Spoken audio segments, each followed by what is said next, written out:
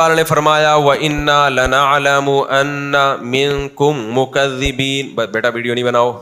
اللہ فرماتے ہیں ہمیں پتہ ہے تم میں بہت سارے لوگ اس کا انکار کرتے ہیں, اس قرآن کو, اللہ کی کتاب نہیں مانتے. وَإِنَّهُ لَحَسْرَةٌ عَلَى الْكَافِرِينَ. لیکن یہ بات خوب اچھی طرح سمجھ لو کہ جو انکار کرنے والے ہیں آج دنیا میں پنپ رہے ہیں, عزت بھی ہے, شہرت بھی ہے, دولت بھی ہے, ان کی بات دنیا میں سنی جاتی ہے, لیکن انہوں نے ٹکر کس سے لی ہے؟ کائنات کو بنانے والے سے. تو لہذا دنیا میں تو چونکہ یہ دار الامتحان ہے, ایگزامینیشن ہال ہے, آخرت میں یہ انکار حسرت کا سبب بنے گا, افسوس کا سبب بنے گا.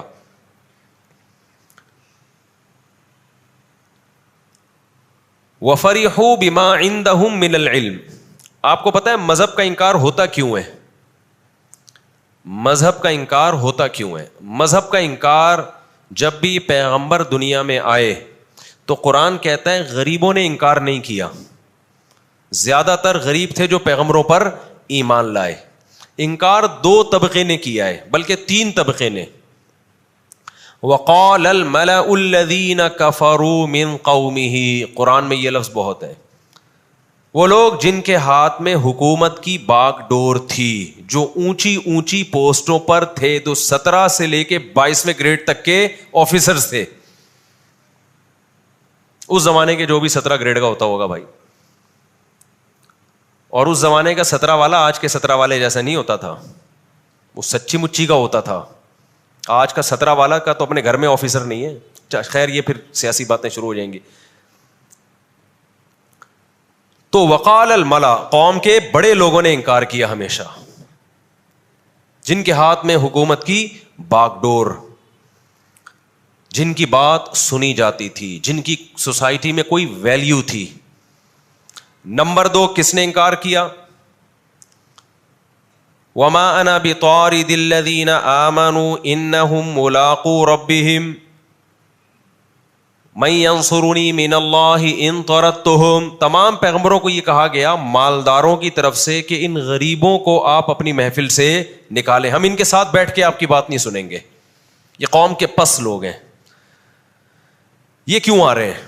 اگر ہم ان کے ساتھ بیٹھیں گے تو ہماری ویلیو کم ہو جائے گی. ان کو ہٹا دیں, آپ ان کو نہ آنے دیں اپنی محفلوں میں, پھر ہم آپ کی بات سنیں گے. تو دوسرا کون سا طبقہ تھا جس نے انکار کیا؟ جس کے پاس دولت.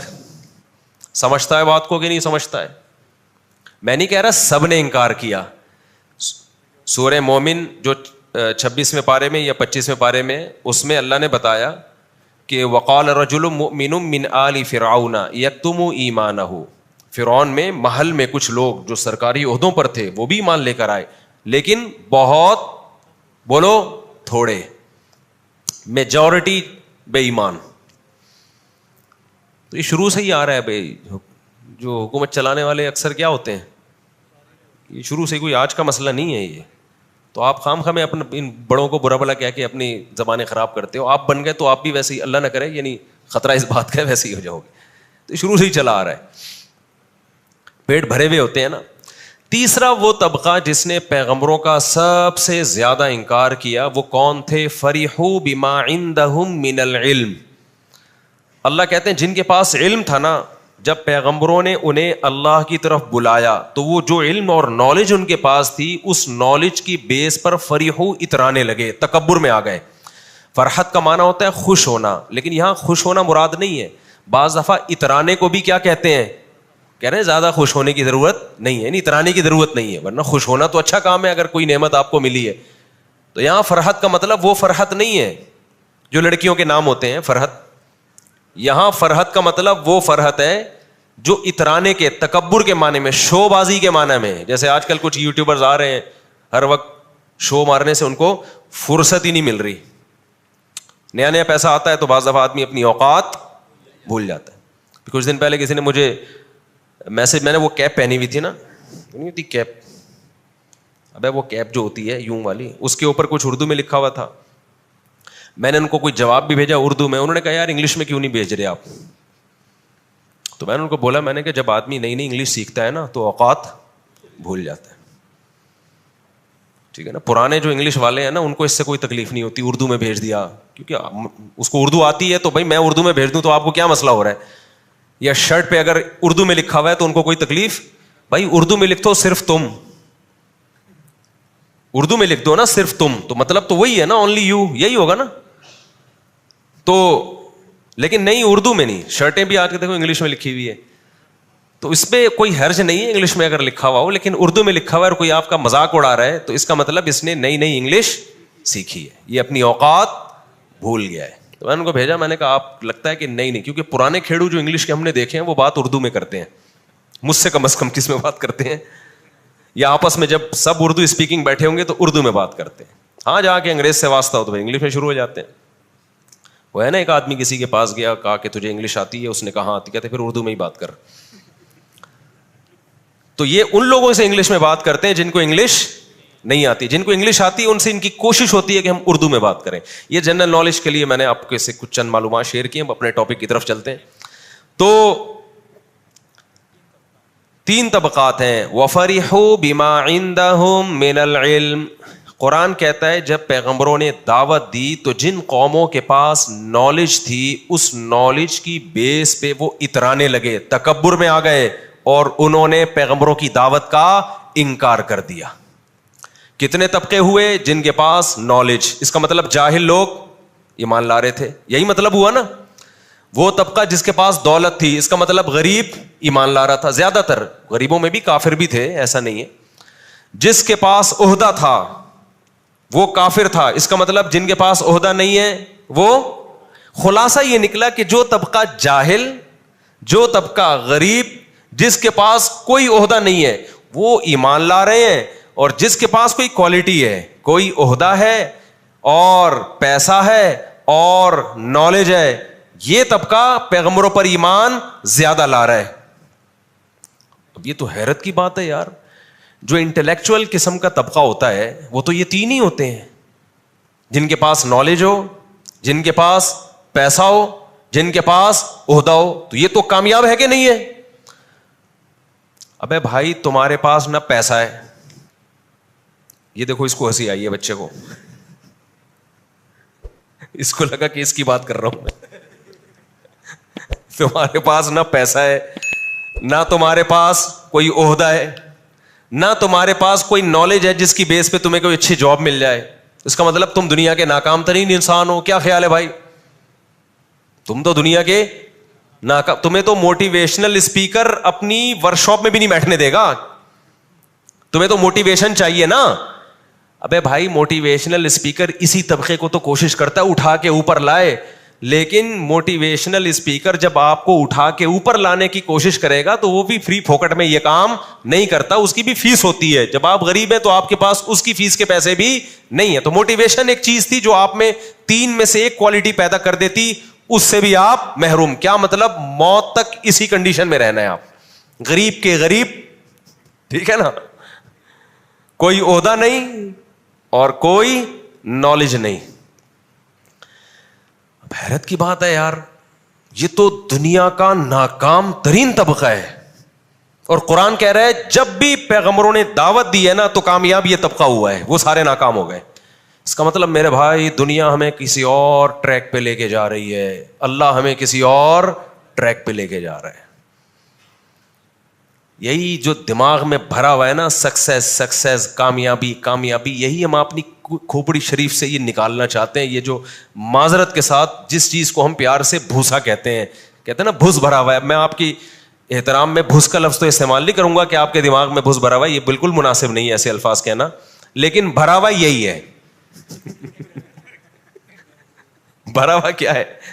یہی. اگرچہ اس کو یہ کہنا نہیں چاہیے, انسلٹ کسی کی جائز, میں سمجھتا ہوں, میں اپنے آپ کو بھی شامل کر لیتا ہوں. ہم سب کے دماغوں میں یہ بھس بھرا ہوا ہے کہ عہدہ اس سے کامیابی, دولت اس سے کامیابی, اور نالج اس سے کیا ہوگی؟ کامیابی. ان کی نفی نہیں ہے اسلام میں, میں بھی اس کی طرف آتا ہوں کہ یہ کامیابی کی سیڑھیاں ضرور ہیں, جس کے پاس یہ 3 چیزیں ہوتی ہیں, اگر وہ ان 3 چیزوں کو صحیح استعمال کرے تو اس کے کامیابی کے چانسز بڑھ جاتے ہیں. لیکن جس کے پاس یہ تینوں چیزیں ہوں وہ ان کو صحیح استعمال نہ کرے تو ناکامی کے چانسز بھی بڑھ جاتے ہیں. تو یہ کامیابی نہیں ہے, یہ کامیابی کے ذرائع ہیں. اگر ان کو صحیح طرح سے استعمال کرو گے تو آپ پھر بہت زیادہ کامیاب ہو. جیسے ابو بکر کے پاس نالج بھی تھی, عہدہ بھی تھا, عرب کے سردار تھے, دولت بھی تھی, تو پیغمبروں کے بعد سب سے بڑا درجہ کس کا ہوا؟ حضرت ابو بکر کا ہوا. اچھا, یہاں نالج سے کون سی نالج مراد ہے؟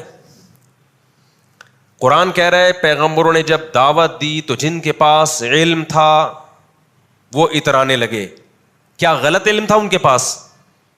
غلط علم کو قرآن علم نہیں کہتا. جہاں علم کہے گا نا اس سے متبادر یہ تو صحیح نالج تھی. یہاں نالج سے کون سی نالج مراد ہے؟ کیا دین کی نالج ان کے پاس تھی؟ یہاں مراد ہے سائنس اور ٹیکنالوجی کی نالج جو ان کے پاس تھی, پیغمبروں کے پاس نہیں تھی. تو وہ اتراتے تھے کہ گھر بنانا ہمیں آتا ہے, پہاڑوں کو تراش کے پورے محل کھڑے کر دینا ہمیں آتا ہے. ہمارے ہاں حکیم جالینوس جیسے طبیب پائے جاتے ہیں جن کو جڑی بوٹیوں کا پتہ ہے کہ اس جڑی بوٹی کے کھلانے سے یہ فائدہ ہوگا, اس کے کھلانے سے یہ فائدہ ہوگا. ہمارے یہاں بڑے بڑے ماہرین فلکیات ہیں جو بتاتے ہیں کہ کل اتنے بج کے اتنے منٹ پہ سورج طلوع ہوگا. اس زمانے کا جو بھی بج کر ہوگا, جو بھی اس زمانے میں ٹائم کا معیار تھا, اور سورج اتنے دنوں میں پورا چکر مکمل. فلکیات کا علم تو بہت پرانا ہے, صدیوں پرانا ہے. ہم جب دنیا میں کہیں ٹریولنگ کرتے ہیں ہم بتاتے ہیں کہ کتنے ڈگری سے آپ نے مشرق کی طرف سفر کرنا ہے, کتنے ڈگری مغرب کی طرف سفر کرنا ہے تو فلاں کنٹری میں پہنچو گے. ستاروں کی مدد سے سمندروں میں سفر ہم جانتے ہیں. تو یہ تمام علوم جو اللہ نے ان قوموں کو دیے تھے, قوم عاد, قوم سمود, قوم صالح, قوم نوح, وہ تمام لوگ سائنس اور ٹیکنالوجی اور میڈیکل سائنس کے ان علوم پر اتراتے تھے اور پیغمبروں کا مذاق اڑاتے تھے. سمجھتے ہو بات کو کہ نہیں سمجھتے؟ بالکل یہی اسٹائل آج کل کے لبرلز لوگوں کا ہے کہ ان مولویوں کو آتا کیا ہے, ان مولویوں کو آتا کیا ہے؟ بالکل بھی نہیں آتا. ہمارے پیٹ میں درد ہوتا ہے, مجھے تو نہیں آتا کہ پیٹ کا علاج کیسے ہوتا ہے, کیونکہ میں نے پڑھا ہی نہیں ہے. اگر جب وہ کووڈ آیا تھا نا, کرونا, تو لوگ اس سے پوچھ رہے تھے یہ ہے کہ میں نے کہا مجھے تو نہیں پتا, میں تو ڈاکٹر سے پوچھوں گا بھائی, میں نے تو لفظ ہی کورونا کا فرسٹ ٹائم سنا ہے. کیا خیال ہے بھائی؟ لوگ مجھ سے آتے ہیں پوچھنے کے لیے مفتی صاحب پیسہ کمانے کا طریقہ بتائیں. کہتا ہوں بھائی برباد کرنے کا طریقہ آتا ہے, کمانے کا طریقہ بالکل تجربہ نہیں ہے. برباد کرنے کا آتا ہے, وہ پوچھ لو, تو وہ والا کام نہیں کرو تو شاید کما لو گے. لوگ مجھ سے پوچھتے ہیں, کہتے ہیں برباد کرنے کا کیا طریقہ ہے؟ میں نے کہا اپنے پیسے کسی قابل اعتماد آدمی کو دے دو کاروبار کے لیے, اپنے پیسے بزنس کے لیے کسی قابل اعتماد, کیونکہ جس پر اعتماد نہیں اس کو تو کوئی دیتا ہی نہیں ہے. کسی بھی قابل اعتماد کو دے دو, چلتے ہوئے بزنس میں جس کی اتنی ارننگ ہو اس کو دے دو. اس کا مطلب آپ کا پیسہ گیا. یہ بہترین طریقہ ہے پیسہ ڈبونے کا. ڈبونے کا طریقہ بتاتا ہوں. اب کمانے کا خود بخود اس کا الٹا کر لو. کیا مطلب؟ اپنا پیسہ کبھی کسی کو مت دو. جو آپ کی جیب اللہ نے دی ہے نا, جیب یہ اس لیے دی ہے کہ یہ کس کی ہے؟ آپ کی جیب. تو مجھے تو نہیں پتا بھائی گنجے کے سر پہ بال کیسے اگتے ہیں. لوگ کہہ رہے ہیں انڈیا چاند پہ پہنچ گیا, اور یہ مولویوں کی باتیں دیکھو, یہ نکاح طلاق کے حکام بتاتے رہتے ہیں بیٹھ کے. یہ بتاتے نماز میں ٹانگیں کتنی چوڑی کرنی ہے, کتنی زور سے آمین, آہستہ آمین, اور اس طرح طلاق ہوتی ہے, اس طرح نہیں ہوتی, یہ وراثت, یہ کہ چھوٹی چھوٹی باتوں میں, رفع الیدین کے مسئلوں میں, اور وہ فلاں کافر ہے فلاں کافر نہیں ہے, جنت جہنم حوروں کی لالچ میں اٹکائے ہوئے لوگوں کو انڈیا کہاں پہنچ گیا؟ چاند پہ پہنچ گیا. ارے یہ اعتراض آپ ہم سے مت کرو, سائنسدانوں سے کرو بھائی. ہمارا ٹاپک چاند پہ پہنچنا, مولوی کا یہ ٹاپک ہی نہیں ہے. مجھے تو لاہور پہنچنے کا طریقہ نہیں آتا, میں چاند پہ پہنچنے کے طریقے کہاں سے میں نے پڑھا ہی نہیں ہے. کیا خیال ہے بھائی؟ میں تو جب لاہور جانا ہوتا ہے تو پہلے دیکھتا ہوں جہاز کا ٹکٹ کتنا ہے اور ٹرین کا کتنا ہے, یا اپنی گاڑی میں جائیں تو کتنا, پھر ٹائم کتنا, اس کو کیلکولیٹ کر کے ماہرین سے مشورہ لیتا ہوں کس طرح جانا اس موسم میں مناسب رہے گا. اور ہم جب لاہور جاتے ہیں تو گاڑی میں جاتے ہیں. گاڑی کس نے ایجاد کی ہے؟ سائنسدانوں نے ایجاد کی ہے. ان کی ایجاد سے تو میں نے بھی چاند میں جانا ہوگا تو انڈیا سے یا رشیا سے رابطہ کروں گا یار, اگلی دفعہ مجھے لے کے چلے جاؤ. کیا خیال ہے؟ تو یہ ہمارا ٹاپک ہی نہیں ہے. سارے نزلے کس پہ گرائے جاتے ہیں؟ مولویوں کی وجہ سے ترقی نہیں ہو رہی. تو یہ نیا تانا نہیں ہے, یہ پیغمبروں کو بھی دیا جاتا تھا. آپ کہہ سکتے ہیں پھر مولوی کا سوسائٹی میں کام کیا ہے, وہ بیٹھا ہوا کیوں ہے جب وہ نہ چاند پہ جا سکتا ہے, نہ کسی کا نزلہ ٹھیک کر سکتا ہے, نہ کورونا کے بارے میں. اچھا مولوی غلط رہنمائی بھی کرتے ہیں کورونا کے بارے میں, کیونکہ ان کی فیلڈ نہیں ہے نا.